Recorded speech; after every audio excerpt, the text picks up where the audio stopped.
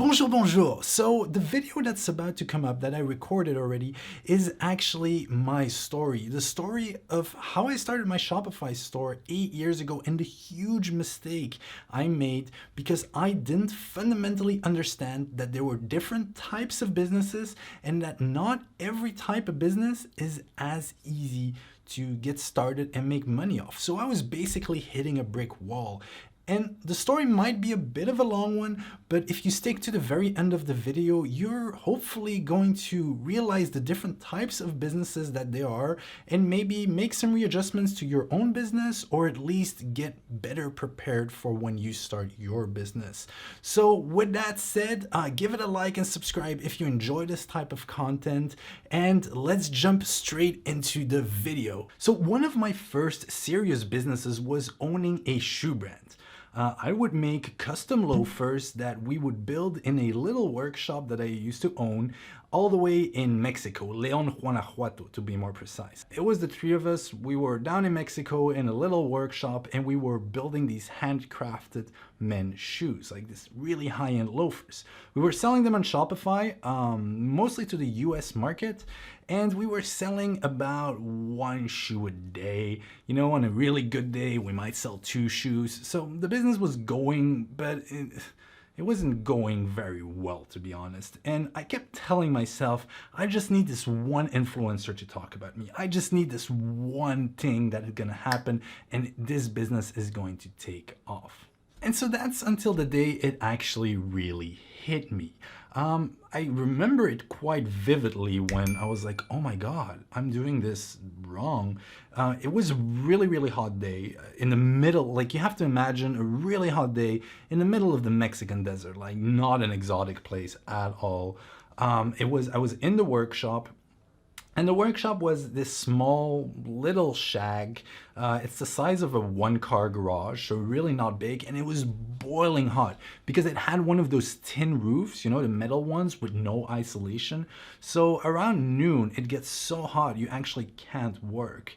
And it gets even worse because it's so hot, you have all the leather that's in the workshop, which has a really distinctive smell, but you also have the smell of glue. So that mix kind of drives you a bit dizzy, plus the heat. Like, I was just sitting down, running my numbers and thinking, okay, what am I doing with this business? And that's kind of the moment when I realized I was selling a pair of shoes for $200, roughly retail price. You know, brand new brand, $200 retail price. I cashed in profit in my pocket, about 20 bucks per shoe. I wanted to go back to Canada, to go back home. And I figured that if I was going to go back home, I needed at least $1,000 a month to cover my expenses. This rent, food, maybe have a beer once in a while with a friend, but nothing extravagant. Like $1,000 a month is what I needed to survive. So here, do the math with me. That's $1,000 a month that I need. I make $20 profit per pair of shoe that I sell. That means I need to sell 50 shoes per month in order for me to survive. So that means I need to convince 50 people to give me $200 to buy a pair of shoes from a startup company that they likely never heard of. And I need to do this month, and then I need to do it again the month after that, and the month after that, and the month after that. I was realizing that my business just didn't make sense. I couldn't convince 50 people every month to give me $200 on a brand new business. No. So that's kind of when I realized I really had an issue. And so the best thing I could figure out is I started talking to my friends back in Montreal who were in the fashion industry, and my friends back in Antwerp who were also in the fashion industry and were actually working for fashion brands. I had this one friend in particular, and she was working for American Apparel, and she was in the administrative side of the business. And she was like, oh no, with us, like all the cash comes from B2B white label, private labeling, I'm sorry. So what is private labeling is when fashion companies have the actual factory, but they make a whole bunch of t-shirts, let's say, and instead of building their own label on it, American Apparel, they have a deal with someone else, for example you, and they put Tony's apparel on it and they sell 5,000 units in one shot. And if you, Tony, sell a lot of those units, every month you're going to come back and you're going to get 5,000 other units. It hit me. Oh my God, this is brilliant. If I'm able to somehow switch and pivot my business from just B2C and having to convince 50 people every month to buy 50 pairs of shoes, if I could convince just 1 or 2 people to buy 100 or 200 pairs of shoes, I'm going to make the same amount of money, but I'm going to have to convince much less people. I'm going to have to get on the phone a couple of times, maybe like if I get on the phone 100 times, I'm going to be able to find 2 wholesalers who want to do private labeling and want to just buy a whole bunch of shoes from me and put their own brand on it. This makes total sense. And then with the little extra time that I have and the extra money, I can reinvest it in my B2C business and I can actually make it grow. I can get more experience. I can just have more connections in the industry and I can do better overall. And we're kind of getting to the moral of the story, slowly but certainly, is that B2B keeps the lights on. It keeps the factory running, but B2C is going to make you wealthy. Now, obviously, this is an oversimplification. There's tons of situations where this is not the case, but the story's not done yet. So I figured out this is my chance. So I immediately set up a marketing funnel. Like I was super motivated. I was like, okay, I just need to pivot a little bit. I'm going to keep doing all the B2C side that I did already. I'm just going to start offering a product B2B as well. And I built this fantastic funnel. And within 2-3 weeks, I started getting my first leads. And there was this one woman from Utah, I believe, who wanted to start a sneaker company. And she private labeled made a deal with me, private label if you want to say, and we signed a deal for 1,000 pair of shoes. Now I sent her a bunch of samples back and forth. She was loving what she's seeing and we got the deal. So I get the deposit and I start making those 1,000 pairs of shoes together with the people in the workshop. And I'm like, I am set. This is it. I figured it out in business. You do wholesaling to either boutiques or private labeling or white labeling if you have a service. You do that as en masse, really to get your product out to keep the business running. And then the cream on the cake, like the cherry on the sundae, is gonna be your B2C. That's like that one pair here and there that you sell. You build up your reputation, you build up your brand, you make much more money with that B2C. And once your brand and your foundations are solid enough, that's when you're gonna explode. That one influencer is gonna find me and I'm gonna make tons of money, retire on yachts in a private island and yada, yada, yada. You know the story. It didn't quite work out that way. So I was in the workshop, we're making all the shoes and it was ready to ship. Like we had boxes of white sneakers everywhere. And yes, I was making smaller profit margins on the sneakers, true, but I was selling much more of them. And I started packing them for shipping, and that's when I realized I had a massive problem. You see, the soles of the shoes were coming off. And I noticed this was one pair, so I immediately, like normal reaction, I open the other boxes and I start checking the other pairs, and the soles of all shoes are coming off. And I look, and with a bit of digging with the team and I, we realize we used the wrong glue. So I have 1,000 pair of shoes lying around me, and the soles don't stick to the shoes, and we can't reuse this. This is done. And I'm like, what the hell am I going to do? Because yes, the deal's bigger, but that means that I could lose more money as well. So that was it for me. I said to myself, this is it. I'm not doing this any longer. I called the woman. I said, listen, I'm very sorry. There's been a huge production mistake. We used the wrong glue. I'm screwed. I don't want to do this anymore. Here's your money back. No hard feelings. I'm going back to Canada and this is it. She really wanted to continue working with us.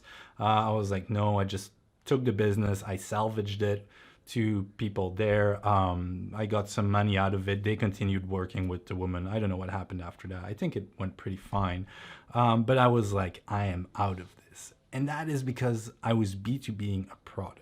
Now, eventually I came back to Montreal. I, locked myself up. I was already doing dev work on my Shopify store. I did more dev work as time proceeded. I actually really enjoyed it. So I learned how to be a full-on developer, and I started offering a B2B service to other Shopify store owners where I do the development of their stores.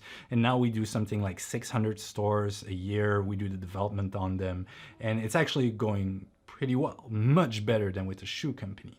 But what are the takeaways that can lead you to something? So what I realized with this story is that there's kind of 3 to 4 levels of difficulties depending on how you look at it. So if you want to start a business, or if you're currently in a business and you're like, I'm having a really tough time, think about pivoting to one of those. So the hardest thing you can do is, I'll put it here, I'll write it down so you're with us.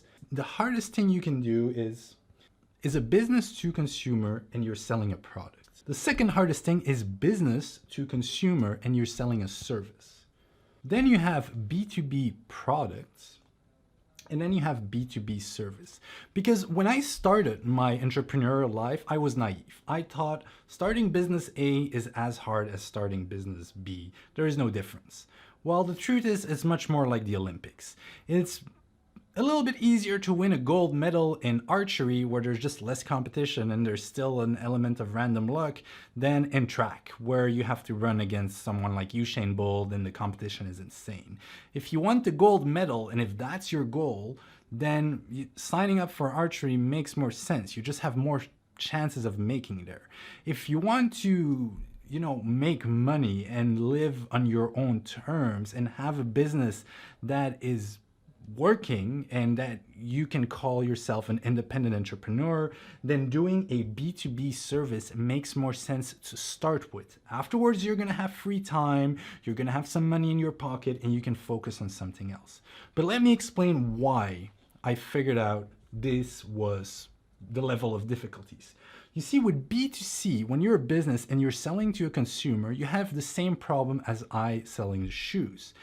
I need to talk to a lot of people to make not that much money. I needed to convince 50 people to buy a $200 pair of shoes. Let's say I have a conversion rate of 1%. That means I need to talk and get in front of at least 500 people every month. So that's what's hard about these two, is that you need a very big reach. The bigger your reach, the more money it's going to cost you. So that's the challenges with business to consumer industries. Now, if you have an existing client base or following, then that's a totally different story. But if you're starting from scratch and you don't have that reach, you're making your life really hard. Now, why is this hard? Is because you're selling a product. So the pen is annoying me. So these two, the complication here is the actual physical product. You see, when you sell a product, you have a whole bunch of limitations if the product is physical. Maybe the product expires. Maybe it breaks during shipping. The fact that you have to do shipping to start with is annoying. Customs, you have your entire supply chain. Maybe somewhere along your way in your supply chain, someone used the wrong glue. There is tons of reasons why having an actual product makes your life harder. The easiest way to get money in the bank is B2B service. Think about it. A business writes a check for $500 all the time. Like, most businesses write $500 checks. Most individuals, not so often. It's harder to find an individual who just gives you $500 than a business who's like, sure, just expenses. It's $500.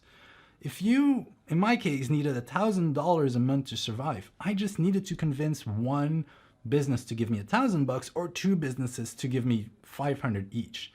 That's very doable. I could very easily do that. And especially if it's a service B2B, there is a big chance it's recurring as well. So the next month, I don't need to find two new businesses. Well, with the product, I already explained, you constantly have to, find a new business and convince new types of people. So there is different levels of difficulties. If currently you are a B2C product, like a lot of people on Shopify, consider doing wholesale. Consider going on a wider scale. Consider doing private labeling, because that's going to give you the opportunity to get the factory running. And that's what, at the end of the day, it all comes down to. Let me know what you think in the comments below. Maybe you're like, hey, Andrew, this does not apply to the industry. Please like and subscribe. It means the world to me to know if you want to hear more of this type of contents and things I learned throughout the years. Thank you very much. My name is Andrew from ecomexperts.io, and I'll see you in another video. Adios.